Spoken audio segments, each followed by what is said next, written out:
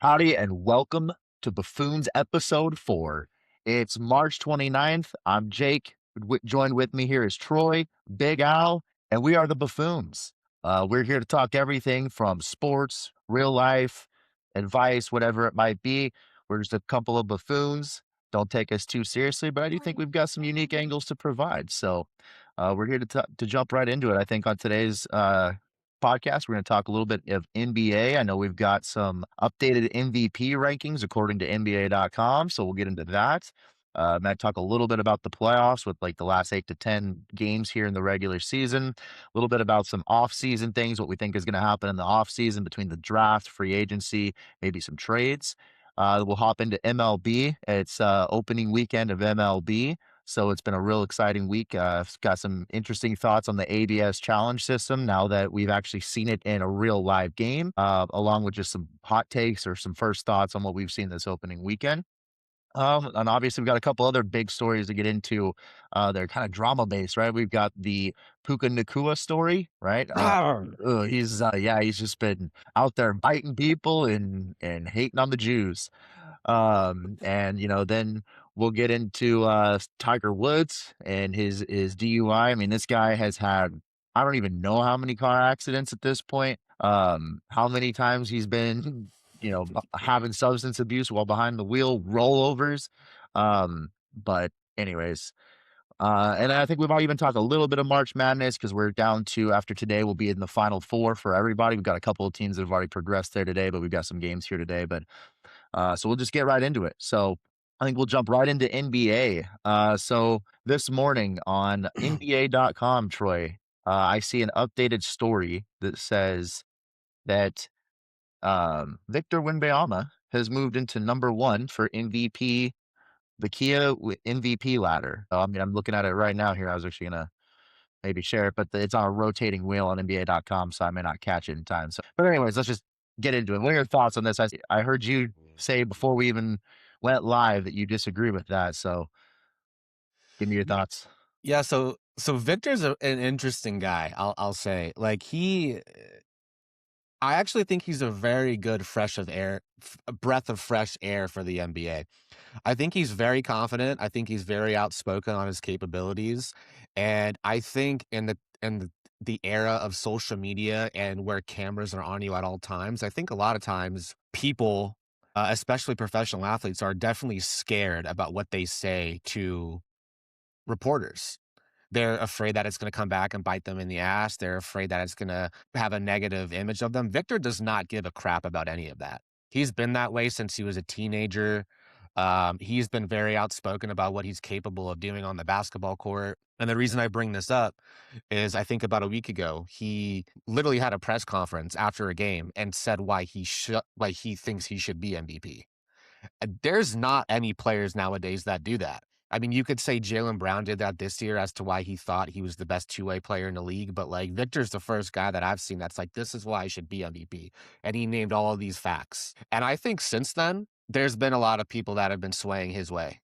Um, Do you think he's the new young face of the league, or do you still think that's Shy? I think it's both of them. Okay. Yeah, I definitely think that's both of them because Shea's only what, like, mid-20s and Victor's early 20s, so, yeah, they're gonna be battling out for the next 5, 7, 8 years I just probably. mean more like the face because of his personality. Like, do you think I I because obviously Kevin Durant and LeBron were both very good at the same time, but obviously Don't LeBron was sleep the on face. Cooper Flag, though. Don't sleep on Cooper Flag. Yeah, Well, yeah. no, we're gonna get to that in a little bit. Yeah. Yeah, I think Victor, if I could put my pulse on it, I would say I'd rather have Victor as the face of the league because he's outspoken, he's confident, he's an absolute anomaly of a player that we've ever seen. We've never seen a player like this before. And he's not afraid to go at the best player in the league, which is arguably Shea. He's constantly saying, "We are 4-1 against OKC this year. I've dominated those matchups. I don't like the foul baiting that they do." Like, he straight up just calls it how it is, and I love that. I'm tired of Yeah, all of these players like LeBron James and all these like, other guys, like, just being super passive aggressive in the media. Like, just say what you wanna say, bro. Like, you are already one of the greatest players of all time. You're gonna be judged no matter what. Victor's Like, tough. He's tough, man. He's tough as nails, honestly. I wish he wasn't a Spur. But That's going I all. off wish of your Yeah. question, Jake, I'll watch a Spurs game and I'll watch Victor do stuff and I go, It's the best player in the league. Like he's the MVP. And then the Nuggets It's game comes on. Yeah. And I see Jokic Jokic, yeah. making these passes that no 7-footer in their right mind should make. I'm talking, he hit one the other day where the guy passed it to him and it didn't even stay in his hands. He just batted it off his palm to another guy for a dunk. And I'm like, dude, if you go look at their stats, it's not even close. Now, I know you can't just go off of stats, but in my opinion, Jokic is going to get robbed again. It probably will be Wemby or SGA. But I think Jokic and Luka are just sitting there like, what, like you said last week, Jake, what do I have to do? Like what else? Like Luka's sitting here like, dude, I'm averaging like 40 over the last 7 games. Like, what? No, Well, I think sorry, go ahead, Jake. there's just one thing I really want to get in on there because I saw the other day that Luka's going to average 33 points a game on a 50-win team, and that almost any time that's ever happened, it was, Jordan, Kareem, they almost always won MVP. So it's crazy. Uh, I think the last time we truly saw this much depth for who we think should win MVP was when it was like Kobe, Duncan, Nash, Dirk, Garnett, like that type of depth in the MVP race. I don't remember a time since then where there's been so many top quality guys that you could make the argument for should win MVP, right? You've got years where Dirk was shooting 50, 40, 90. Like, how do you not give him MVP? But then you've got guys like Kobe that were averaging 35 points per game one year. So I think it's crazy how much depth we see right now. It's kind of goes back to the old argument is team success, right? When you look at both the Spurs and the Thunder, they have the 2 best records in the league. But the issue is you can't give MVP to 2 people. So then you could be like, okay, well, the Spurs are 4-1 versus Thunder. Unless you're baseball. That's right. Unless you're baseball, right? I'm talking NBA. But yeah. Yeah, I still think Shea's going to get it. I think unless like the Spurs finish with the best record in the league, then Shea will get it. So, yeah. Oh, makes sense. Before we move Obviously on, just gonna, yeah, before we move on, I'm gonna throw these little betting tips in there during our podcast throughout the podcast, guys, because a lot of people they'll just do like their betting stuff at the end of the podcast. Well, then people aren't forced to listen. So you guys are stuck Yeah. with us, okay? If you want Yeah. my insight on betting, you're stuck with us. So I was just telling Troy, the best parlay builder, you could take these 2 legs and just bet those 2 legs, or you can take those 2 legs and then add on like easier stuff after. Jokic for a triple double and Luka for 30 points. Do it the rest of the season. Yep. And they're all fighting for positioning too. Jokic has 7 of his last 10 games. He's had a triple double. And That's stupid. Luka is averaging like I can't remember the exact number, but it's ridiculous. And the thing about these bets, people, is Nikola Jokic is averaging a triple-double for the season. So it's not like this is some weird thing where it's like he's randomly doing over 10 games. It's for the entire season. We have not seen that ever from a center. Just for context. And then Luka was averaging. You guys know he's had over 30 points 10 straight games. I just want to rattle this off really. He's averaging 33 a game. Hold on. I just want to rattle these off for you guys really quick of the last 10 games. Starting from 10 games ago. 31, 51, 30, 36, 40, 60, 33, 32, 43, 41. Yeah. You're going off. Like, dude, divorced Luka is another man, dude. Okay, so this was what I was just going to move into the next topic, which is, okay, I've asked it every week. I don't necessarily expect it to change, but I did ask you, a few weeks ago, Troy, is there anything that could change your mind about who you think could represent the West in the NBA Finals outside of the Spurs or the Thunder? And with Nuggets. the Lakers playing the way they are, with the Nuggets playing the way they are, I have to ask you, has there been anything that's changed your mind? I mean, or do you still think that it's just not there in a 7-game series? Troy knows the Nuggets can. I was about to say the only team that I would not bet against would be the Nuggets, just because they've done it before, right? And they took the Thunder to 7 games last year. So, and Aaron Gordon wasn't healthy in that game. So you never know what could have happened in that 7th game if Aaron Gordon was healthy. Now, it was still a blowout, but you still never know, right? So the Nuggets would be the only team that I would be like, yeah, they have a shot. And by the way, Jamal Murray is popping off too. He absolutely is. popping off. Jamal Murray is that guy that their playoff Murray is a legit thing. Absolutely. He's absolutely going off right now. Yeah, Like he's he's averaging gearing like into 30. playoff form Yep. for sure. Playoff LeBron, though. I mean, I'm not even a LeBron fan. I'm a LeBron hater, but like we know playoff LeBron is still scary. And so I've watched Luka almost carry his team to an NBA Finals championship. Obviously, they were just outmatched by the Celtics. LeBron could do that too. I mean, you got Marcus Smart who's been playing great. That fight, if you've got that buy-in from DeAndre Ayton, man, I really could see this team doing something. I mean, you got Luka, Reeves, LeBron, Marcus Smart, and DeAndre Ayton, and I know they've got some depth with shooters. They have to be It's tough perfect. to. They have to be perfect though. It's true. That's the problem. That's the fair. problem. That's fair. They have Yeah. to be perfect Yeah. throughout the entire playoff run. Whereas these other teams, they can have an off night and they can still pull off a win. Whereas the Lakers off night, it's a loss every time. Yeah, I think the depth for OKC just shines in so many games, man. It's like, okay, Shea shoots 8 for 24 and Jalen Williams shoots 7 for 19, but then you've got like guys like Mitchell, you've got guys like Case and Wallace, you guys got like Williams off the bench, you've got Caruso off the bench. Like they're just so deep, dude. It's just I know it- the Lakers, they're a matchup nightmare for the Lakers. They are.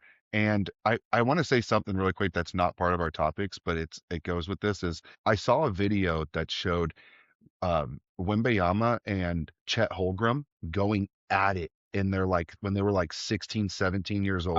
I saw yeah. that. I saw Yeah, that on Instagram the dude. other day. And Yeah. dude, I don't want to say they don't like each other, but when they're on the court, they don't like each other. No, And they have a rivalry. Absolutely. and Yeah. this is amazing to watch. And I think that's why the Victor just plays so much better against them. He doesn't like that team at all.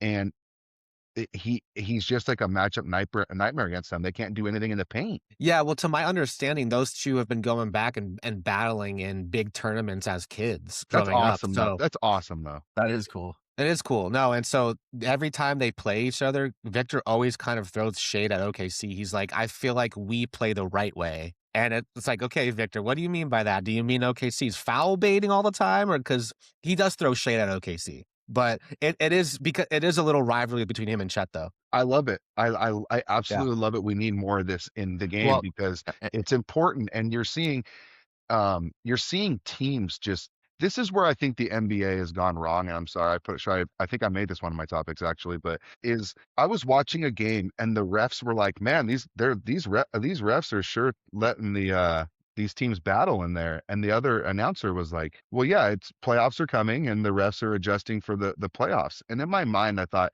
that is the dumbest thing I've ever heard in my life. That's like playing baseball.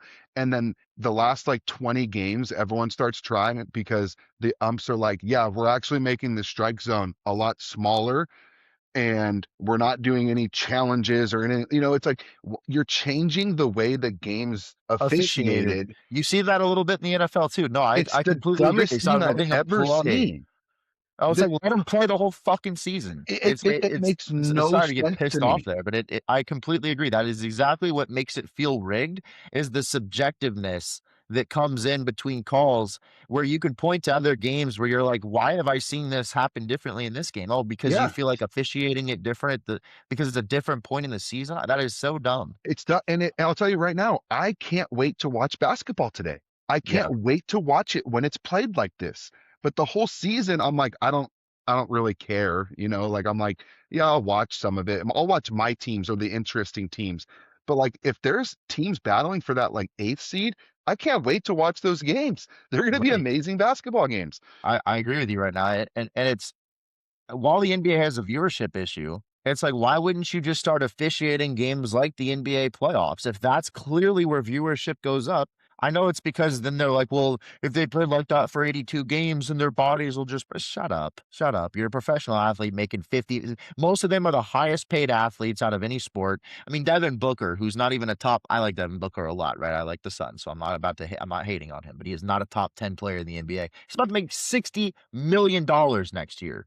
Yeah, That is insane. No, and that's just what NBA players are making. So shut the hell up about this. My body's breaking down because of 82 games. Spend some of that $60 million like LeBron does and treat your body and take care of it right. I know you're playing at an intense level, but you get paid a lot for that. So to put a bow on this, I mean, LeBron's even come out this season after a game and he's been like, because he's even said like just the inconsistency of the referees this season has been really bad. And for LeBron to say that, a 23-year veteran is kind of should make your eyes open, like, okay, maybe we actually have to do something about the refs, or Yeah. change some of the rules or do something.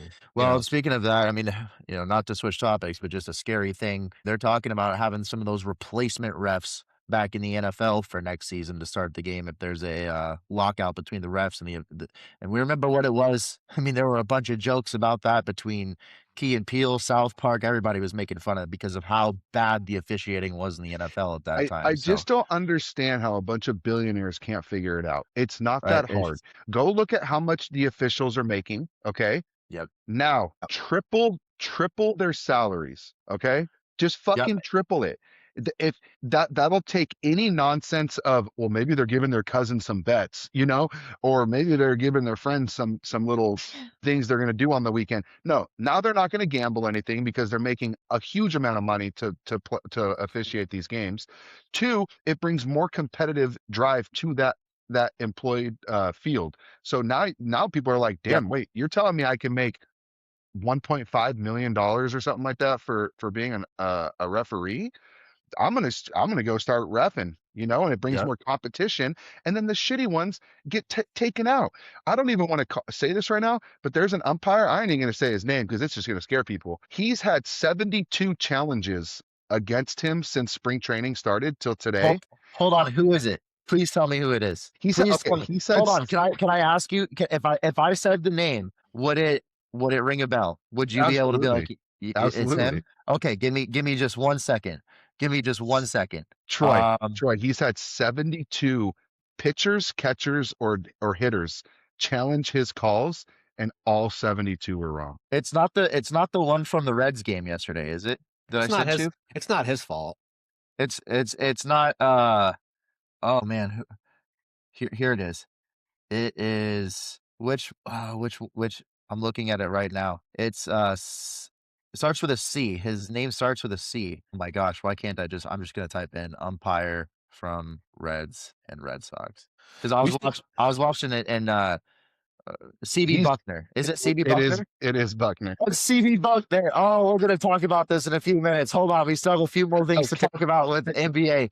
Oh, you're getting into it too quick. I'm sorry, we're talking about shitty officiating. No, but you don't think that he's going to see that and try to tighten it up? Dude, and if hold on.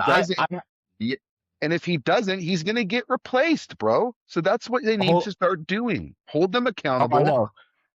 And this completely agree. The problem is these officiating, they're a union. Oh, I know. So it's not like the league has it all in their hand, but at some point you got to fix something. I agree. So, before we switch topics from NBA, I want to talk a little bit about the offseason. We do have the top 5 players in the NBA right now are all international players. That's no surprise. It's been like that for a couple of years. But you got Luka, Jokic, Victor, and then obviously Giannis.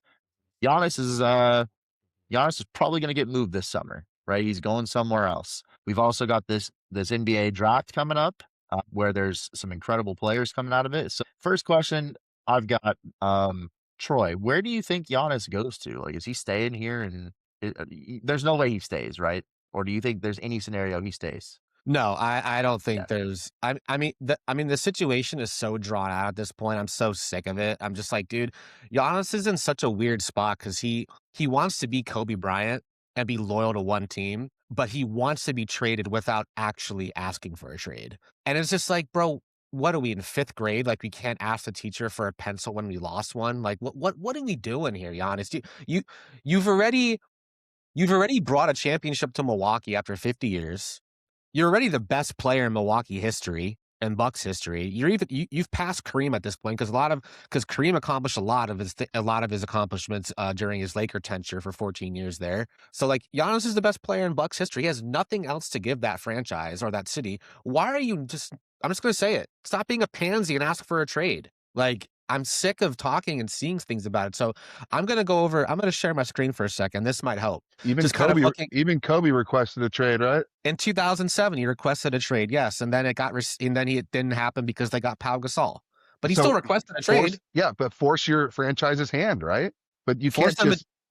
Can't just Yes. fucking. Well, I mean, that already did happen, though. The Bucks Yeah. literally have zero assets to do anything left anymore. They have no first-round picks till 2032. Oh They my have god. they have no money. They have a bunch of bums on their team that can't play, and the Bucks are like 2-12 when Giannis plays anyway. So it's not like they're better when he plays. His Like, effort looks terrible. His yeah, effort it looks does. terrible. It Terrible. does.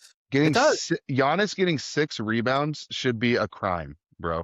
Like I know. should be a crime. If he's And, not and averaging 12, something's wrong. and here's the thing with Giannis too.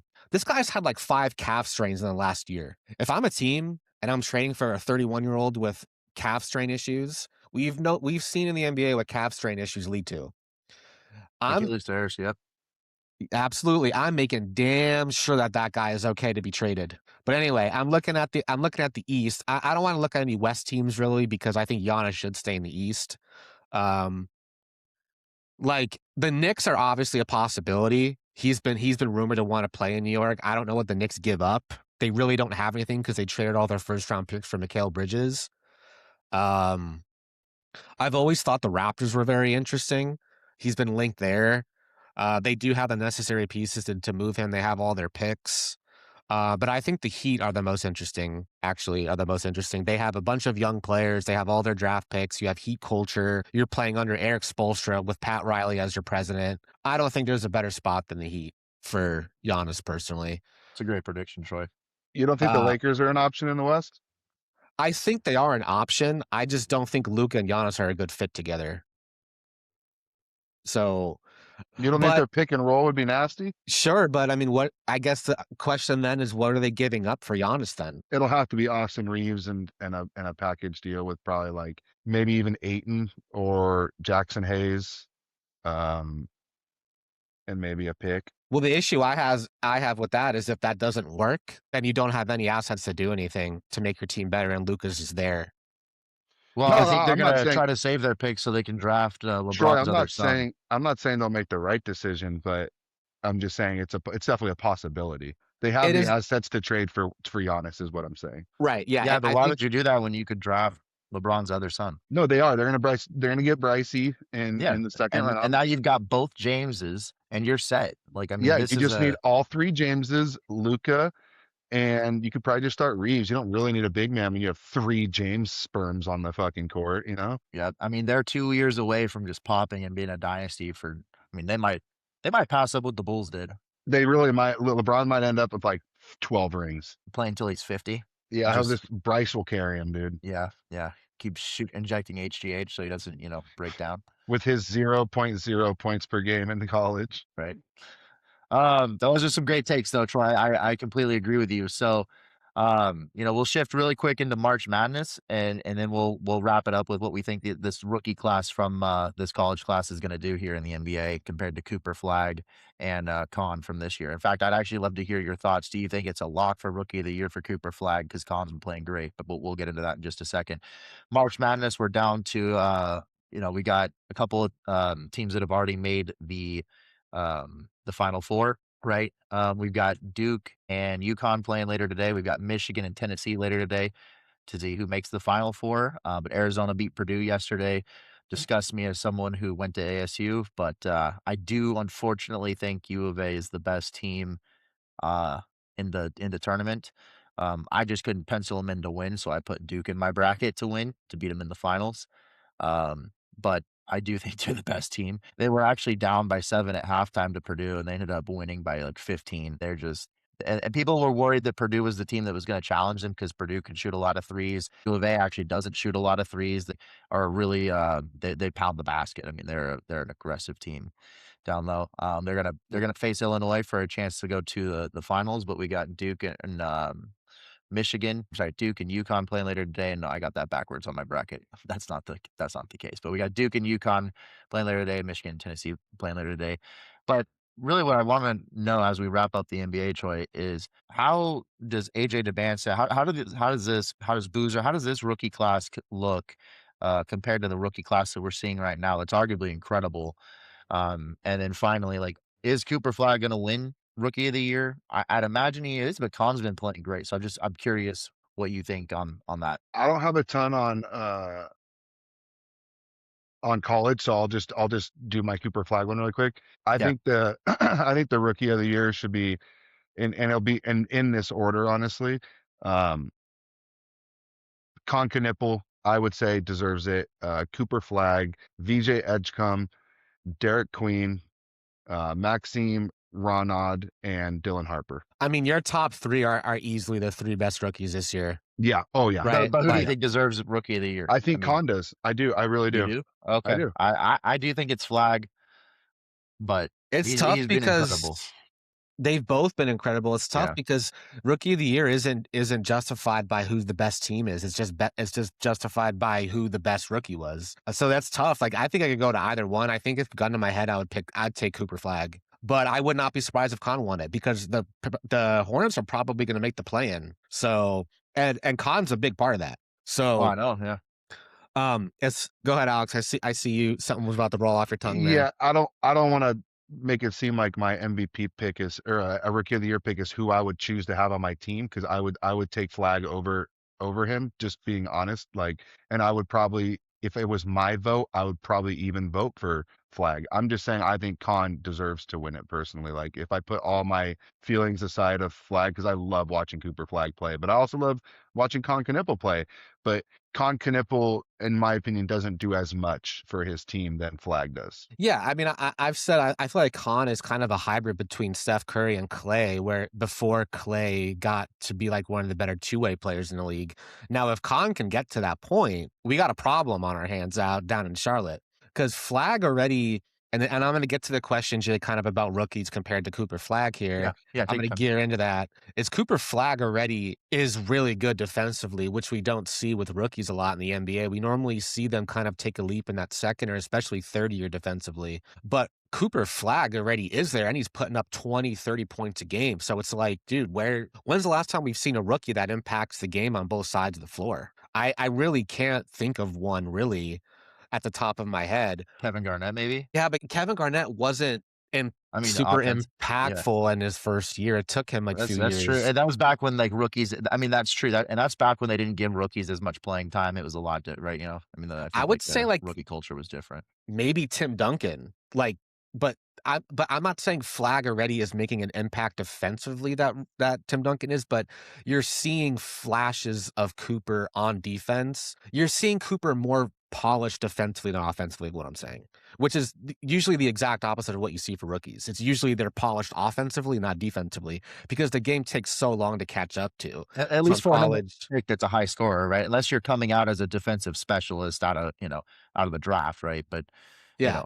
But yeah, for someone that's scoring 25, 30 points a game like Cooper Flag was, yeah, you typically don't see that on defense either right away. So, so how does he compare to AJ DeBansa, Troy? I mean, do you think AJ is going to be? Because the only reason I ask is, I'm into sports cards and collecting, right, and market value, and the DeBansa cards right now are actually going for, in certain cases, more than Cooper Flag was this time last year. So there's some people that are thinking DeBansa is going to have an even better rookie year than Cooper Flag is. I'm not sold on that, but I mean, when you see the way Con's playing, you see how these rookies are playing this year. It's like, well, I wouldn't write it off, especially with how good and deep this draft class is. You probably will see some incredible rookies between him and Cameron Boozer and that stud out of Arkansas. I'm blanking on his name. Hold on, Darius Acuff, Darren Peterson. Yeah, I mean, you're yeah. There's a lot of rookies, man. I think like your top four picks obviously are Darren Peterson, AJ DeBansa, Caleb Wilson, and Cameron Boozer. Now, out of all those, I think the most polished is Cameron Boozer to start, but I think he has the lowest ceiling out of the top four. But I think if you draft him, he'll lead to more winning faster than any of the other three guys, but he doesn't have the highest ceiling. In my opinion, the highest ceiling that'll change your life is AJ DeBansa. I think DeBansa has the highest ceiling just because of his length, his size, his ability on both ends. I think Darren Peterson, I think he's like a combo guard kind of. I don't think he's a true point guard. He's kind of a 1-2 guard, but he's going to probably put up 25, 30 for you. Is it going to lead to winning though? That's kind of the thing that I think people are wondering about. And then I also think Caleb Wilson has the second highest ceiling behind AJ DeBansa. Gotcha. So I think those two are my two favorite out of the top four. Yeah, and like we said a couple of weeks ago, right? We agreed that we don't think the top 4 is gonna change, but we do think that, 5 through 10 can change based on how players perform in March Madness. This Yep. Darius Acuff kid out of Arkansas, they ended up losing to Arizona the other night, but they exceeded expectations. That kid played amazing, their point guard. Yep. There's a lot of people speculating that he's gonna be the number 5 pick now coming out of the draft. He definitely raised his stock. There's no doubt about that. Yeah, and like I was saying too, I think Duke's going to have 3 first-round picks from their starting lineup. Isaiah Evans, I'm really high on him. I think he's going to be a first-round pick, and their center too. So it should be a deep draft. I mean, Isaiah should be a top, some people were projecting him top 10 even, right? I mean, we'll see what happens during the rest of these last few games, but I think he'll probably be like top 20 at least. Mm-hmm. Yeah, that's fair. Yeah, it'll probably depend on if they win or do whatever. But all right, so let's move on into MLB, right? We are the opening weekend of baseball, right? It kicked off a few days ago. Today will be officially day 4. Actually, day 5 of games because the game started on Wednesday, which I'm going to just say really quick and or just rant for a second. I hate this opening day of baseball shit now where there's one game and it's on Netflix. Come on, can we get opening day where we're playing all the games again? And, the Reds are the first game of the day. We got Bullet here. We got a special guest appearance by Hey, one of the side buffoons, right? The behind the scenes buffoons that helps with the audio visual setup here. But anyway, that got me a little distracted, right? But yeah, so we've had the opening weekend of baseball, right? We were saying early on, the ABS challenge system looks interesting in spring training. It would have been interesting to see at the World Baseball Classic, but we'll have to see how it starts playing out in games before we really have an opinion on it. So, one of the first things that I just want to take it away with is, yesterday the Reds played the Red Sox. The discussion earlier was about CB Buckner and the umpire that's gotten so many calls wrong. Let me tell you, the Reds went 5 for 5 yesterday in challenges because this guy got so many egregious calls wrong. And he was getting annoyed. He got 2 wrong in the same at bat, which ended up helping Eugenio Suarez. So I'm going to just share this really quick because I think it's pretty funny. But so far, I am loving It's the challenge. hilarious watching his reaction. He's so pissed off. Yeah. All right, we got this right here. Turn the volume down, but you can just see right here. He calls it, and Suarez is a little frustrated, right? See here on the ABS, pretty close. Really, this one's a really close one, right? You can't hate on the ump for that miss, but he did miss it. So it gets overturned right there. Once again, and this is the same at bat. So he's like, "What are you talking about?" No. So they go to challenge it. Buckner's struggling. Yeah, Buckner's struggling over here, man. And he's not having a good time. He's annoyed. We got some people cheering. Have you It's seen off the plate? People Jake, saying he needs to retire. Jake, have you seen they've read the decibel readings off of when the ABS challenges gets reversed, and it's as high as like a home run being hit. Yeah. Well, then afterwards he tosses Alex Cora because he doesn't get this appeal check swing call, which I just got to show you real quick. Hold on, I got to rewind it just a second here. You got to see this check swing.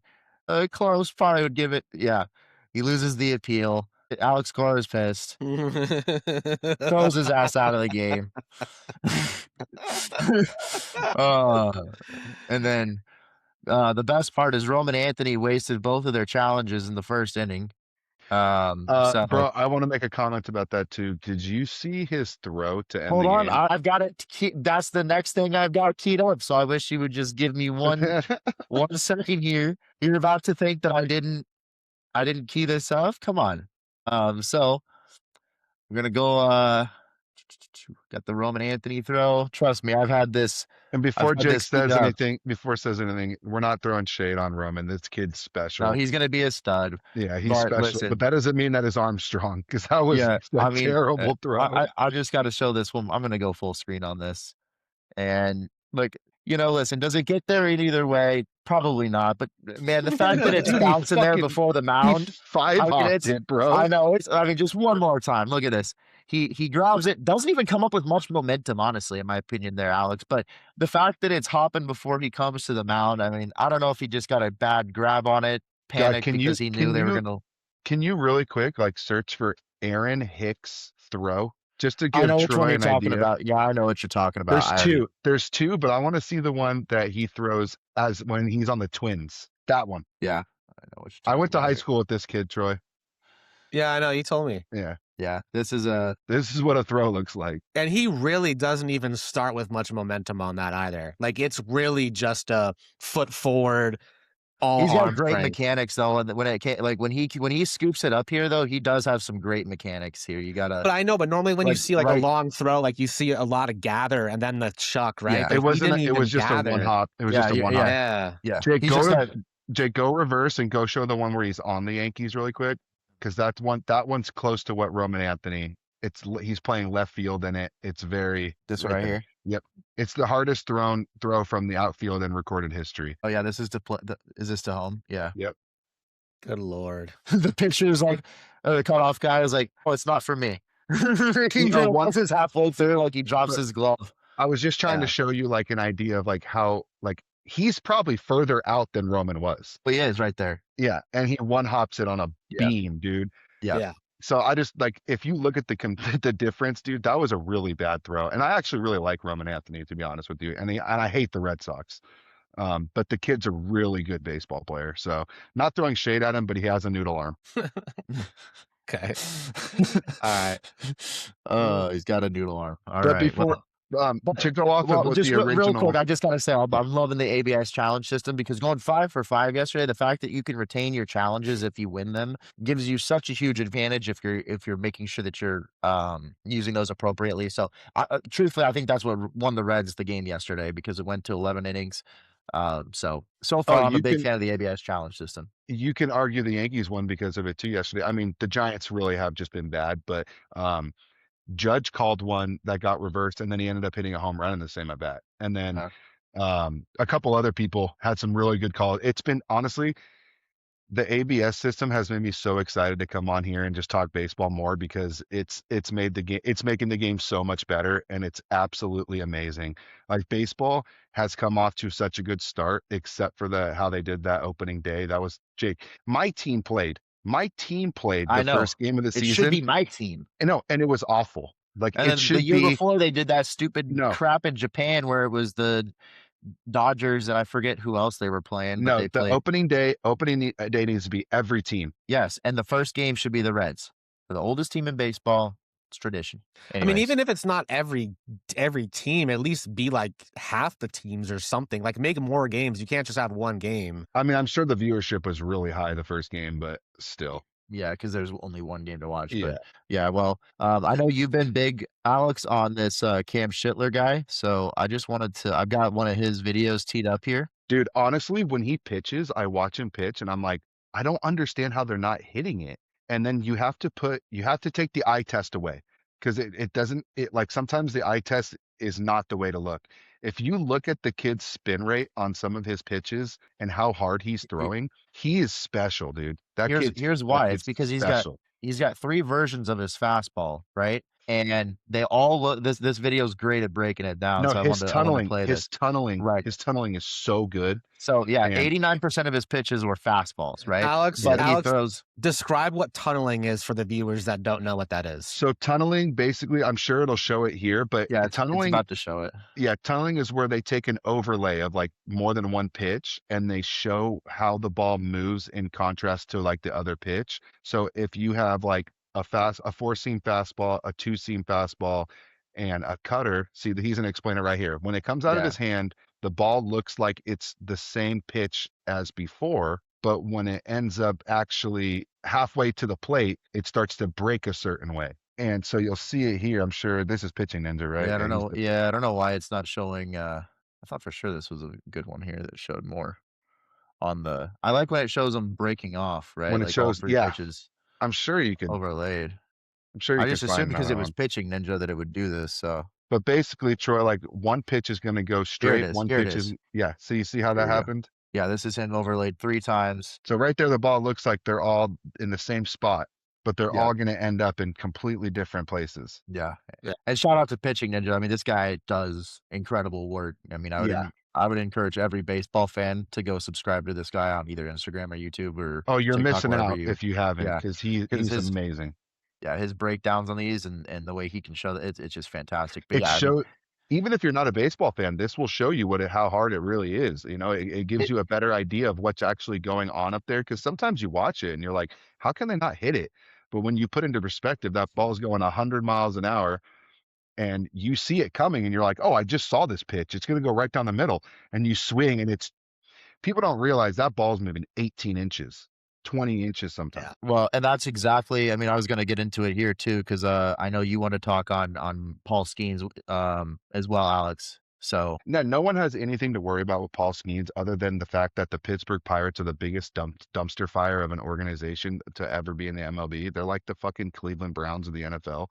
Um, the fact that they even allowed O'Neal Cruz is the biggest moron I've ever met in my life. And he plays center field right now for the Pittsburgh Pirates. It was one of the sunniest days that you can have. And he decides not to wear sunglasses. And he makes two terrible plays on the ball that allowed an extra 4 runs to score against Skeen in the first inning. And they pulled him not even because they didn't think he could get out of that inning and then pitch another 4 innings, but because he was already at 38 pitches and they realized that this is a wasted start. Like, let's cut it here. No more pitches, get you back out in, 5 days. No one has anything to worry about Skeens. I think the Mets are a really solid team. That lineup's really good. They haven't been hitting as good the 2 games after that, but I think it was that first game. Like last year, dude, the Yankees hit 8 home runs the first game. Like sometimes the first game, the whole team is just on. Like everything clicks, everything works. But I mean, they didn't even hit the ball like that off of the other 2 Pittsburgh pitchers.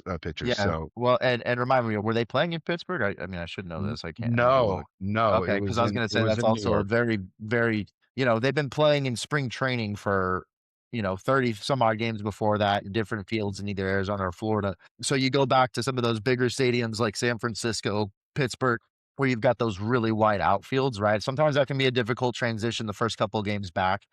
Oh yeah, But yeah. I mean, no excuse for that to happen twice. Right? I mean, like that was, At this point, he's such a yeah. liability, and he's such a strikeout prone player that I don't even know if he's going to make it many more years, to be I honest. know But because I mean, a lot of people will say move him to DH, but like you're saying, I mean, he's incredibly strikeout prone. I mean, that's which not the at the DH I very least, want. you want That's your for DH to sure. be able to barrel the ball, right? Yeah, Like you want so to get an RBI in or something like that when needed, right? yeah, Strikeouts just but kill you there. like more so on Paul Skeens. Just I don't think anyone has anything to worry about. If anything, you're kind of happy it happened game 1.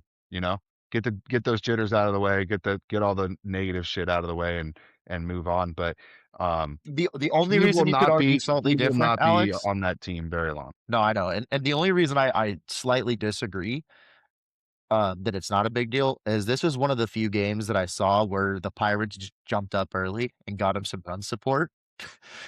So that's the only reason I disagree about it not being a big deal. Because Yeah, I mean it was 1 run. how often do you see the Pirates jump out early and give him a 2-run lead? You know what I'm saying? Just for I think it his was 1 run. I think it was was it 1. one? Oh, I think it was 1 okay. run. Yeah. Either way, point is, but I think that either way, doesn't matter if it was 1 or 2 at this point. Yeah. Point is, they jumped up on the Mets early, had a 1-2 run lead, and he took the mound with the Pirates in the lead. And that's right, I should have known they were in New York because I remember that. Yeah. Dude, I'm but so excited today, dude. I'm so excited. We have such good baseball matchups oh, I today. know I'm we so got a little excited. over an hour and a half till baseball for the We get to see for that. Imamaya or whatever. Tatsua, the one Yeah. on the Astros. I hate the Astros, but I'm excited to see him pitch.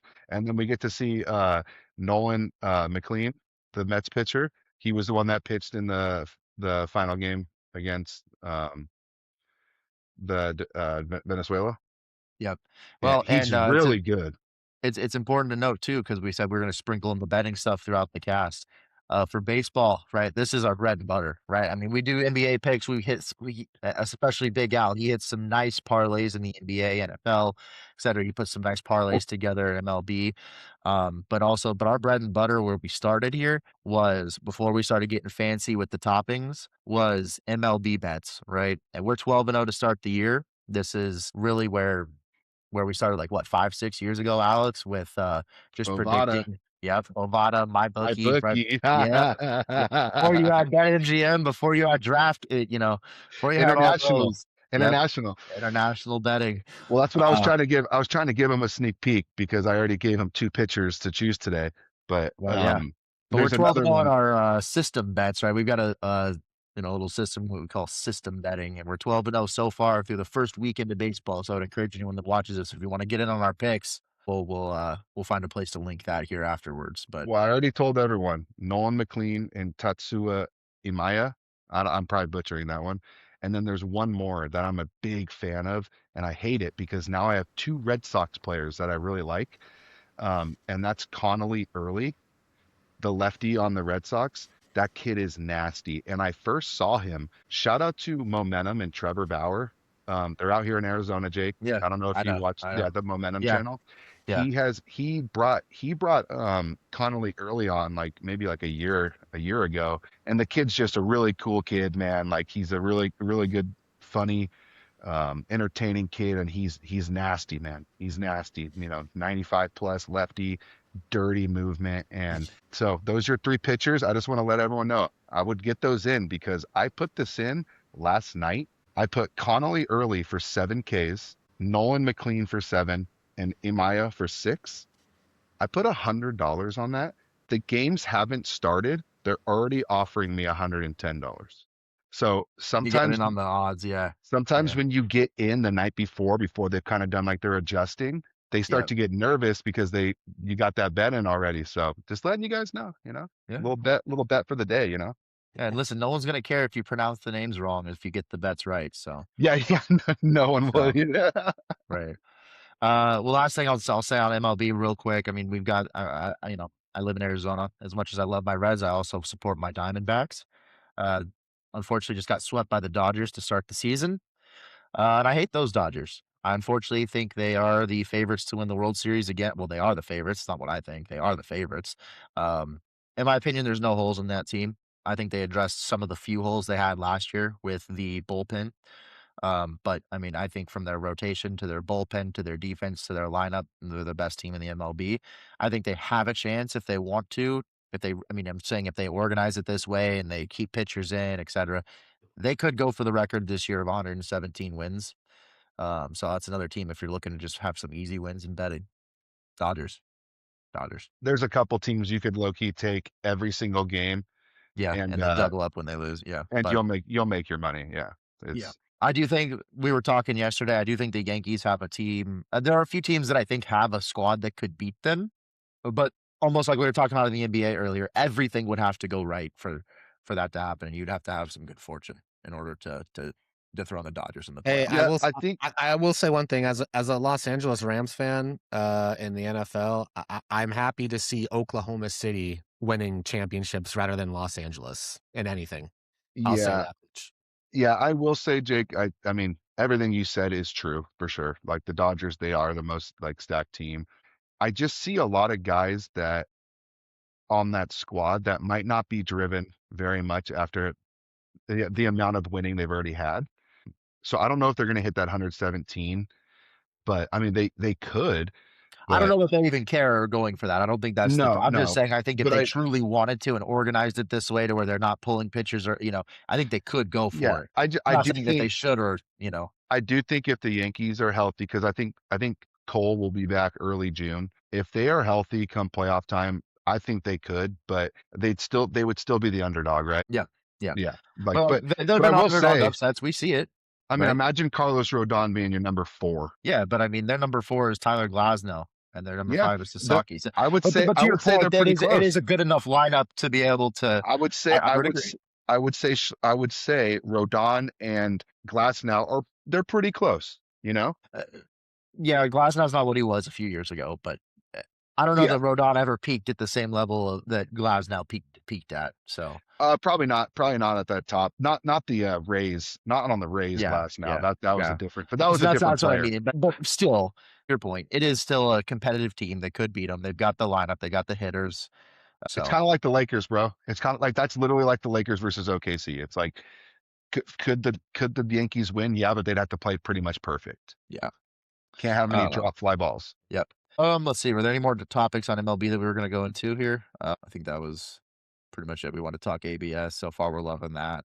You want to give a couple shout outs, Alex? That's right. You wanted to talk about a couple of players like Mike Trout. Let's just talk Mike Trout, dude, for like a minute. Like, I just want to say how special it is for baseball if I'm never going to say he's back, right? Because he's never going to be back.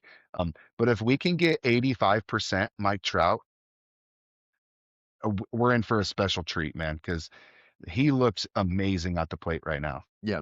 I mean, I mean, a lot of it's good to see him having a resurgence. I like that guy. It is. That guy is loyal. He's a hard worker. He's just a good human being, and you like to see people like that succeed. And it's good to see someone battle back from the amount. Dude, a lot of people would have given up by now. You know what I'm saying? Like, he's had some rough injuries, and he's battled back. And let's be real, like, we're talking about a guy at one point Troy, we're talking about a guy that at one point was being he's compared. A three-time MVP. The number of people that have done that in MLB, you can count on one hand, right? I mean, he was being said to be the best baseball player to ever live. Yeah, I thought that was a little dramatic at the time, but I will say he was definitely on pace to be one of the top 10 guys, and it's good to see him back because he can definitely be in the top echelon of home run hitters and RBIs in his career by the time he hangs it up, if he can play till 38, 39, 40. So okay, well, let's jump in real quick to just NFL. Alex, you want to talk about Fernando Mendoza, the projected number 1 pick to your ridiculous Raiders here. He's getting coached right now by Brian Greasy, right, who is the son of Bob Greasy, right, who was the quarterback on the 72 Dolphins when they went undefeated. Don't know if anyone knows that, but I didn't know that part, but I think it's just kind of interesting. It's such a Brady thing to do. And I don't know if this is even a Brady thing. This could all be Kubiak, right? Because he's the one that has the ties to Brian.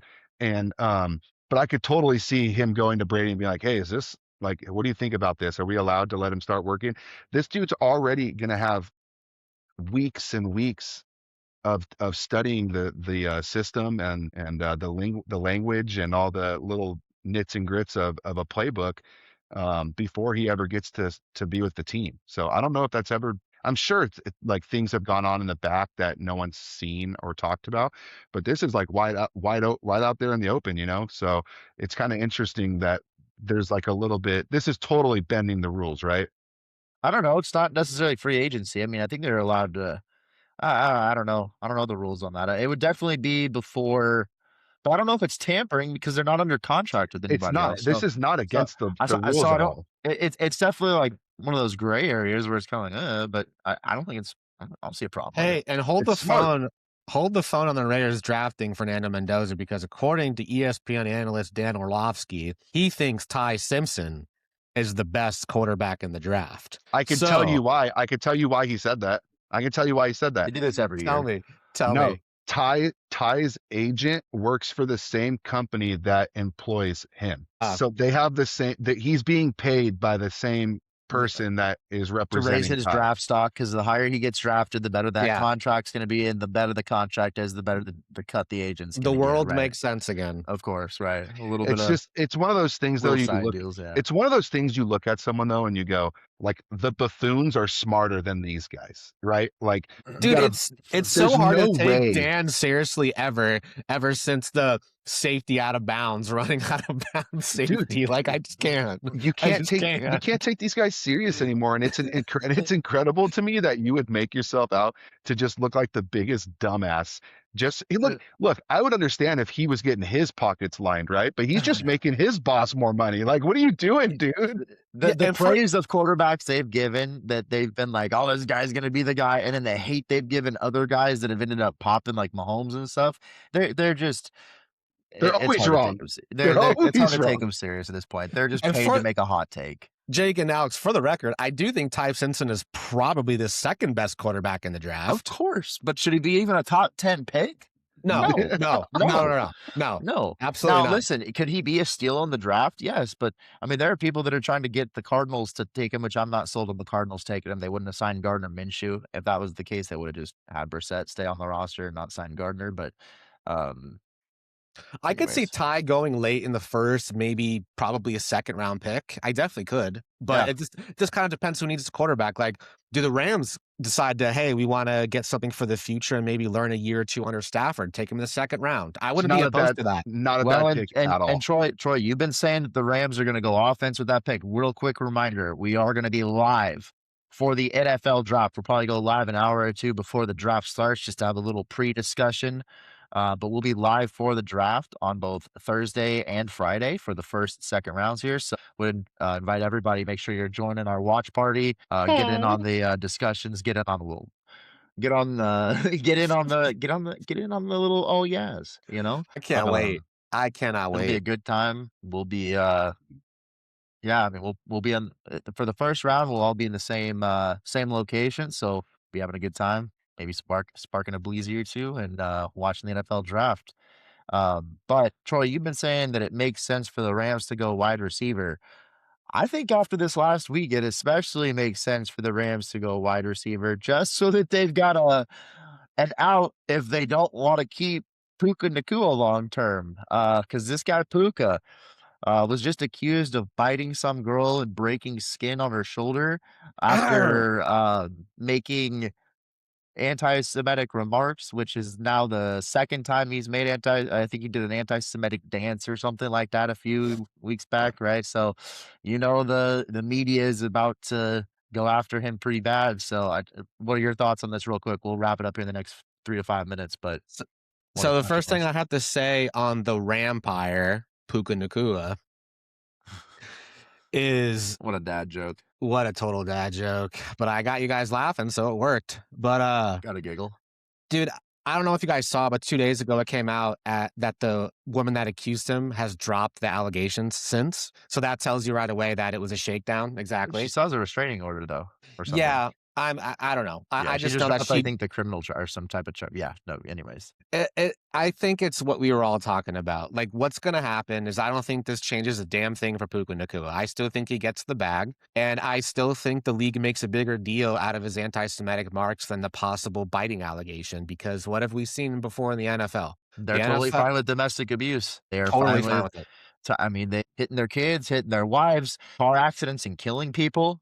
Yep. I Look, mean, look and at they're already Stephon talking. Diggs in the Super Bowl. I know. Well, they're already talking about if Henry Ruggs is up for parole, should he get another shot in the NFL? I mean, they're already Right. talking these things, right? So I mean, it's pretty clear that yeah, no, they care far more about what you say than what you do, and especially it is interesting that I think like 14 or 15 of the NFL owners that own the teams are Jewish. So I don't know that they're gonna love those comments either. And listen, at the very least, Puka just dug himself a hole because he made a couple comments about the officiating. I think too, like them just wanting. It was kind of a weird comment, like that they just want to see themselves on TV or something. I thought that was weird, but I Which don't is disagree that they're like making bad calls and somewhat rigging the game or influencing the game in ways they shouldn't. But it was weird what he said. But I don't think he did himself any favors. He's gonna. it is hilarious though, because I have a 3-year-old, and if I care a lot less about what my kid says than what he does. Yes. And so it's so funny how you get to the NFL and they're like, we don't care what you do, just don't say these certain things. But it's Right. but it's just like, it kind of goes back to what we were talking about again, is like, in reality, I don't think anybody at that stature, as being as one of the biggest stars in any sports league that Puka Nacua is, I don't think you should be putting yourself in positions to be surrounded by those type of people that he was seen at the club with, passed out, this woman Yeah. that. Secondly, even if you do believe the things that you're saying about Jewish people, you can't be saying those things out in public. So whether you believe in it or not. And the third thing I'll say on that is, in reality, that is a First Amendment right. Is that an accurate thing to say? Yeah, I mean, he's allowed to say what he wants. He can. That the speech is protected, so that It's it's not for speech you like. The First Amendment is not for speech you like. It's for speech you don't like. now So, that doesn't mean they can't not let him play in the league though. Like right, your because this words isn't the still government. it still He's have still an employer. consequences. Yeah. Words Right. still have consequences though. Right. Yeah. That I don't feel like it's gonna really. I'm sure he'll get fined a bunch of money, which I don't even know if we'll be able to pay because he was a 5th-round pick and he hasn't signed his rookie contract yet.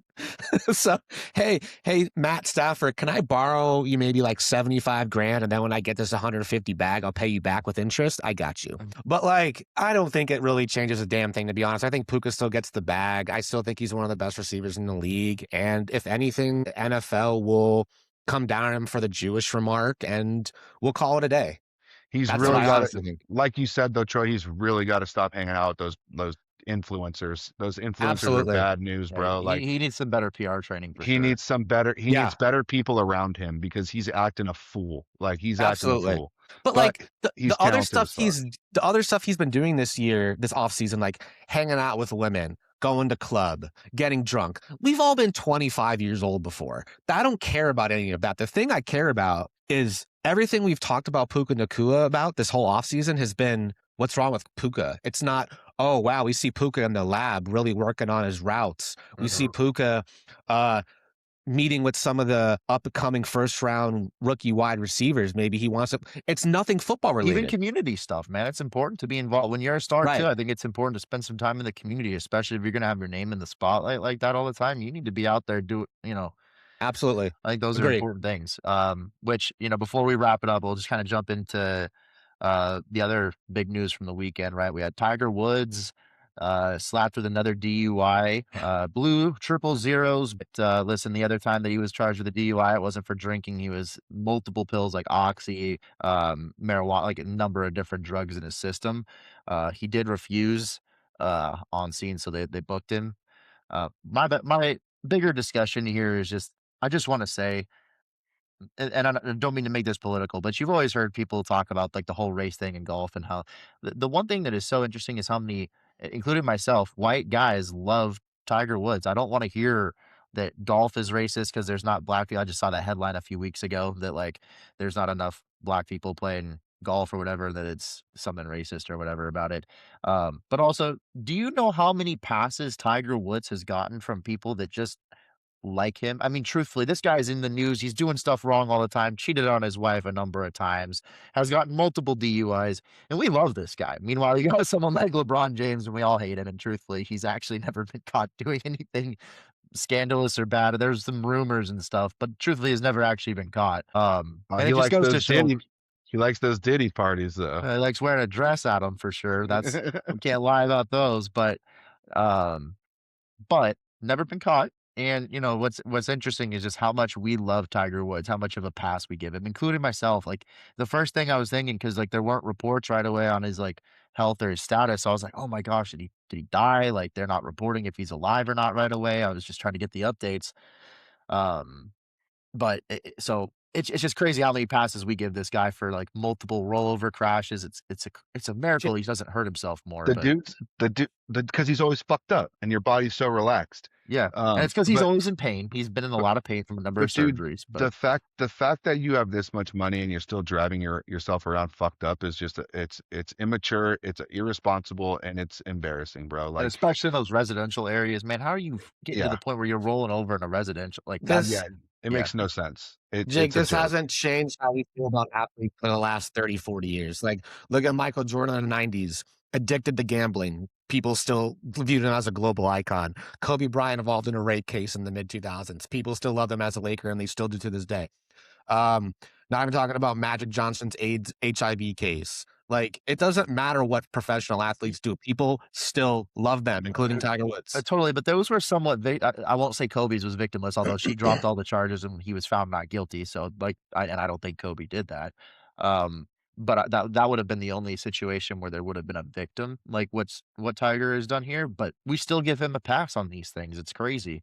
And if he were to go play, I know he's not going to be playing in the Masters, but I promise you right now, if he was playing in the Masters next month, we would all be rooting for him to win, especially if he was doing well on Sunday. We'd be like, oh, dude, you two who probably don't even watch much golf ever would He's the probably GOAT. turn it off just to see if he was going to win, if he was playing He's- well in the Masters, right? It's He's just the GOAT. he's not just the GOAT, but he's someone that we all like, and it's truly, like, I just say that because it is kind of odd. It's mystifying. I don't know why we do. Like, I can't put it on paper. I can't really describe why we like Tiger Woods so much, but He's an icon. people do. But he is, despite all the bad things and reprehensible things that we can say that he's done. We appreciate watching someone play at the highest level at their respective sport. But Troy, do we though? But I know we do. But think about what I just said. LeBron gets a lot more hate than Tiger Woods does. They're both at the top of their echelon in terms of arguably one or two. Golf are so different, and LeBron switched teams multiple times. He's said some stupid things. He's totally. Would you rather? No, here we go. What about a top 5 centers conversation? Are we going to do a would you rather? Well, I think we'll end it on top 5 centers, right? Well, I can do it. I'm fine with whatever. All right. Would you rather be able to turn sand into water or air into sand?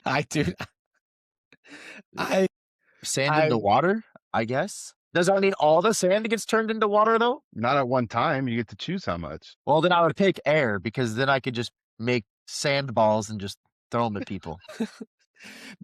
I'm going to stay out of this one. This one, I wasn't feeling this one too much. I don't know how many times he ripped his pipe to come up with that question. But all right. At least it's not one of his terrible ones. I prefer this one all day, Troy, to his stupid fucking questions from Troy, I was giving Jake a break from the nasty ones, but next week we'll pick it back up, Troy. But how about, I got one more. Would you rather be able to eat anything you wanted and have perfect nutrition, or only sleep 1 hour a day and be fully rested? I think 1 hour a day, because you can accomplish sleep 1 hour a day.